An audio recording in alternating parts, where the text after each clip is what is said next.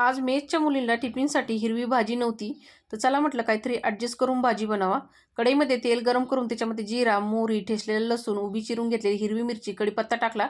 व्यवस्थित असं परतून घेतलं. 3 मोठ्या साईजचे कांदे बारीक चिरून त्याच्यामध्ये टाकले.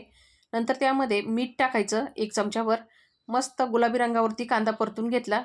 पाव चमचा हिंग टाकला, मिक्स करून घ्यायचं. पिकलेले 3 टमाटर बारीक चिरून त्याच्यामध्ये टाकले. मस्त परतून घ्यायचं. घरगुती मसाला, लाल काश्मीरी मिरची पावडर, धना पावडर, गरम मसाला, हळद टाकायची आणि कांदा टमाटर चांगला सॉफ्ट होईपर्यंत परतून घ्यायचा.